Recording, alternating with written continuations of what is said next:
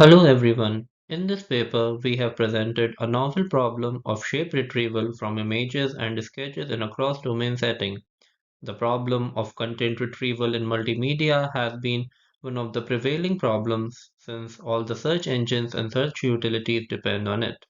In recent times, the problem of shape retrieval from images is also one of the emerging avenues given the vast amount of available information from different modalities. Shape retrieval finds its applications in several areas such as retrieving tissues in medical imaging, interacting with real-world objects in augmented reality, and gaming, and several others. However, the problem of shape retrieval has its fair share of challenges. For instance, there may not be enough mapped image shape pairs to train the models on, or there might be too much differences in the distributions between the training dataset and the test dataset. In this research, we focus on the problem of domain adaptation in shape retrieval using images. We address the domain differences in both the modalities, that is, images as well as 3D shapes. In the images, one domain would be real world images, while the other domain would be sketches. In the 3D shapes, the domains would be defined by different brightness of shapes and different orientations. To tackle these problems, we propose a pioneer work where shape retrieval is tackled in a cross-domain setting. In this work, we consider two modalities, the images and the shapes, and separately try to bring the domain information of each of them together. Simultaneously, we also try to mitigate the differences between the two modalities to enhance the retrieval performance, such that the images of one class correspond to the shapes of the same class. The details of the proposed approach are presented in Figure 1. We have trained a model in the transductive setting. This means during training we use the samples from both the source and the target sets. However, in the case of target set, the samples would not be labeled and there would be no one-to-one matching between the shape and and the images. The first step is to extract the features from the samples of both the modalities. For image modality, we have directly used several variants of DAIS-NET models to get the feature representations. In the case of 3D shapes, each shape is represented by 12 views of different angles. To extract the features in them, we use multi-view CNNs and get the corresponding feature representations. Now, to mitigate the domain differences between the two domains of each modality, we separately use maximum mean discrepancy loss or MMD loss. An MMD loss is applied between the sketch and image features. Similarly, another MMD loss is applied between the two domains of the 3D modality. Next, we move to cross-modal alignment between images and shape modality.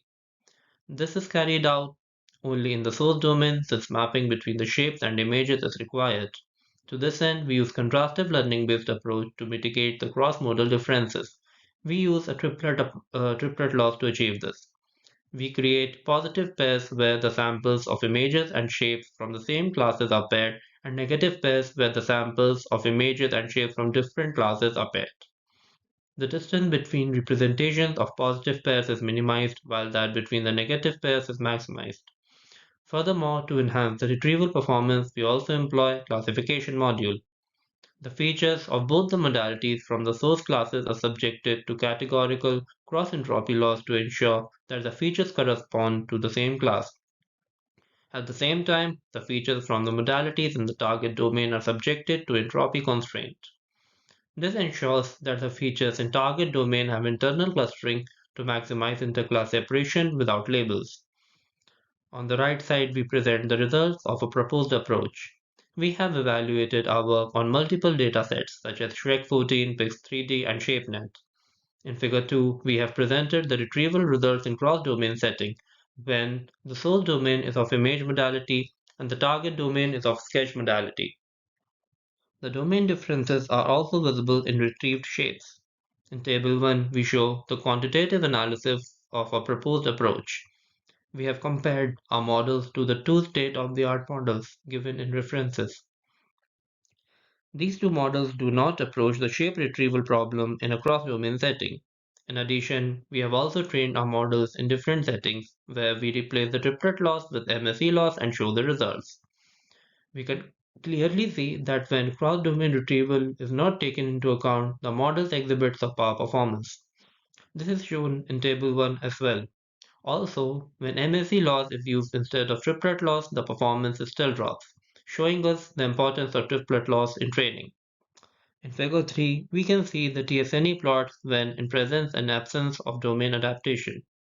It is clearly visible that when the problem is treated as a domain adaptation problem, we see clear clusters when the samples of different classes for both modalities are separated, but for same class, the samples from both the modalities as well as both the domains overlap.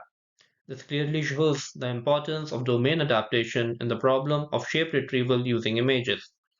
In future, we plan to explore domain adaptation in the zero-shot setting, as well as the problem of domain generalization. Thank you.